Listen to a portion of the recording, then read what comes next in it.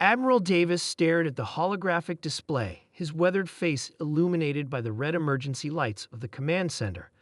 The Galactic Alliance fleet was in shambles, reduced to less than 30% of its original strength. The Vorax Armada continued its relentless advance, their biomechanical ships consuming everything in their path. "Sir, we've lost the Arcturus defense line," Lieutenant Wilson reported, her voice steady despite the grim news. "The Vorax will reach Earth in less than 72 hours. Davis nodded silently. For 8 brutal months, humanity and their allies had fought against the Vorax invasion. Superior technology, tactics, and even the legendary quantum cannons had failed to stop their advance. The Alliance's most brilliant minds had no answer to the Vorax's adaptive shielding that seemed to counter every weapon thrown at it. "Admiral," a voice called from across the room. "Professor Thompson requests an immediate audience. He says it's about Project Nonsense." Davis frowned. Project Nonsense was a desperate, last-ditch effort that most of the military brass had dismissed as the ravings of an eccentric scientist. But they were out of options. "Send him in," Davis ordered.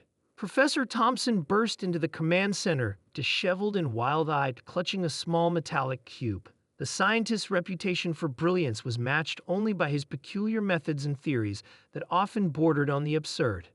"I've done it," Thompson exclaimed, placing the cube on the central table. "The ultimate weapon against the Vorax." Davis eyed the unimpressive cube skeptically. "That's your superweapon? We're facing extinction, Professor." "The Vorax process information differently than any species we've encountered," Thompson explained, activating the cube. A holographic display sprang to life, showing complex mathematical equations. Their neural networks operate on pure logic and efficiency. Every action, every thought follows a perfect mathematical structure. "We know this already," Davis replied impatiently. "Yes, but what happens when you introduce something that defies all logic? Something so nonsensical that it cannot be processed by their hyper-rational minds?" Thompson grinned. "This device will transmit what I call cognitive paradoxes directly into their communication network." Lieutenant Wilson frowned. "Cognitive paradoxes?" Knock-knock jokes with no punchlines. Songs that start in one key and modulate randomly. Visual illusions that are mathematically impossible. Poetry that uses words in completely incorrect contexts. Riddles with no answers. Thompson gestured excitedly. "To humans, it's just annoying nonsense.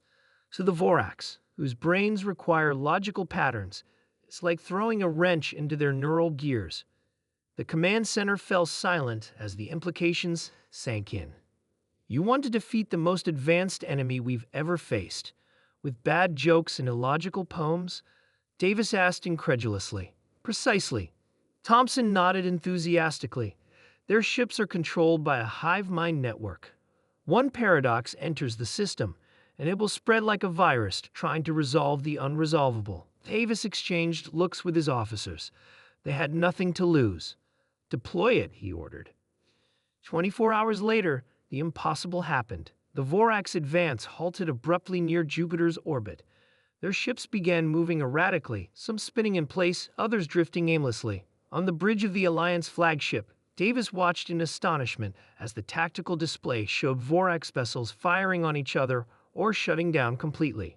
"It's working," Wilson whispered. "They're in complete disarray." Communication Officer Jones swiveled in his chair. "Sir, we're intercepting Vorax transmissions.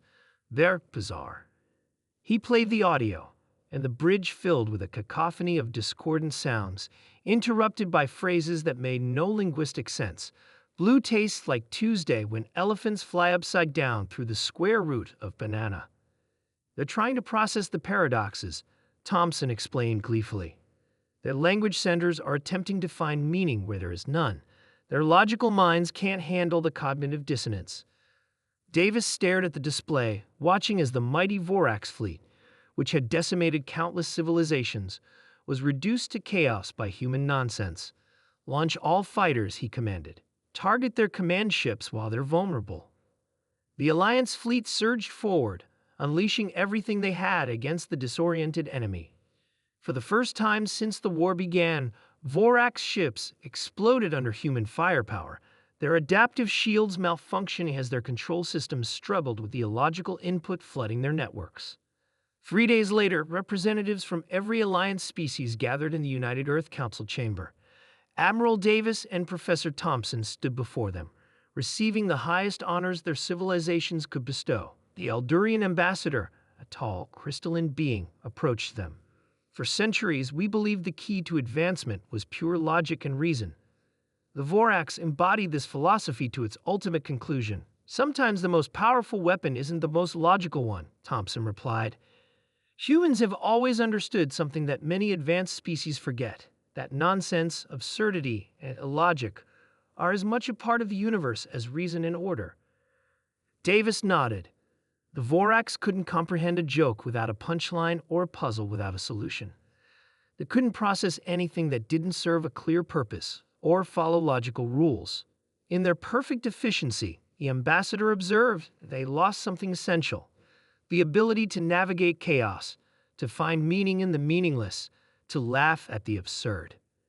As celebrations erupted across Earth and the Alliance worlds, Davis looked out at the stars.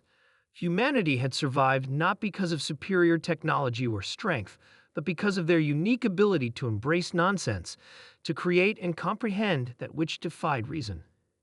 In a universe of cold logic and mathematical precision, humanity's greatest weapon had turned out to be their wonderful, beautiful, utterly nonsensical imagination.